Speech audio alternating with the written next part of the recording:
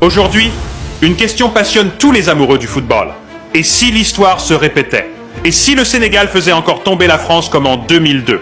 Avec les récentes déclarations de Kylian Mbappé, une chose est claire.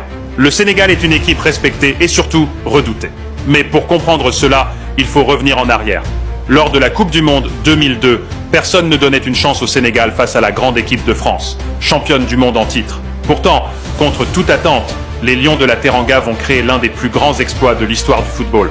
Grâce à un but de Papa Bouba Diop, le Sénégal s'impose 1-0.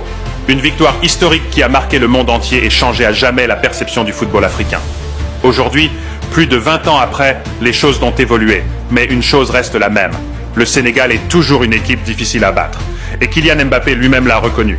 Dans une interview, il a clairement expliqué que si une équipe pense pouvoir battre facilement le Sénégal, elle se trompe, car les Sénégalais jouent avec intensité, engagement et détermination. Ce n'est pas de la peur, mais du respect, un respect mérité. Car le Sénégal actuel est tout simplement l'une des meilleures équipes africaines, champion d'Afrique avec des joueurs de très haut niveau, une défense solide, un milieu combatif et une attaque rapide. Les Lions ont toutes les qualités pour rivaliser avec les plus grandes nations. Mais en face, il y a la France. Une équipe remplie de stars, avec des joueurs comme Kylian Mbappé, Ousmane Dembélé et bien d'autres talents capables de faire la différence à tout moment.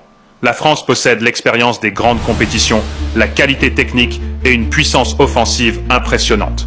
Alors, la vraie question est simple. Le Sénégal peut-il reproduire l'exploit de 2002? La réponse est oui, mais ce sera extrêmement difficile. Le Sénégal a les armes pour surprendre avec son physique, sa discipline et son esprit d'équipe. Mais la France reste une des meilleures nations du monde, capable de punir la moindre erreur. Si ces deux équipes se rencontrent, ce sera bien plus qu'un match. Ce sera un choc entre deux générations, entre histoire et présent, entre ambition et revanche. Et vous, pensez-vous que le Sénégal peut battre la France une nouvelle fois en Coupe du Monde? Par ailleurs, dans ce fameux groupe I, la tension monte encore d'un cran. Le sélectionneur du Sénégal, Pape Thiaw, n'a pas hésité à donner son avis sur l'une des équipes les plus redoutées du groupe, la Norvège. Selon lui, la Norvège fait partie des meilleures équipes au monde actuellement, notamment grâce à des joueurs d'exception comme Erling Haaland et Martin Ødegaard. Une déclaration forte qui montre clairement que le Sénégal prend très au sérieux tous ses adversaires. Et il faut dire que cette équipe de Norvège a de quoi faire peur. Une attaque redoutable, un jeu rapide et des individualités capables de faire basculer un match à tout moment. Mais ce n'est pas tout. Une autre équipe viendra compléter ce groupe après les barrages. Une inconnue qui pourrait bien jouer les troubles fêtes et bouleverser tous les pronostics. Ce groupe 1 s'annonce donc explosif. Entre le Sénégal, champion d'Afrique, la France, puissance mondiale du football, et la Norvège, en pleine montée en puissance. Chaque match sera une véritable finale. Aucun favori clair, aucune erreur permise. Ce sera un combat de géants où chaque détail comptera. La tactique, le mental, l'expérience.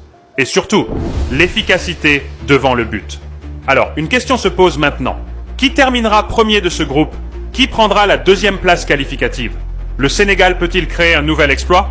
La France va-t-elle imposer sa domination? Ou la Norvège va-t-elle surprendre tout le monde? Dites-moi en commentaire votre classement du groupe.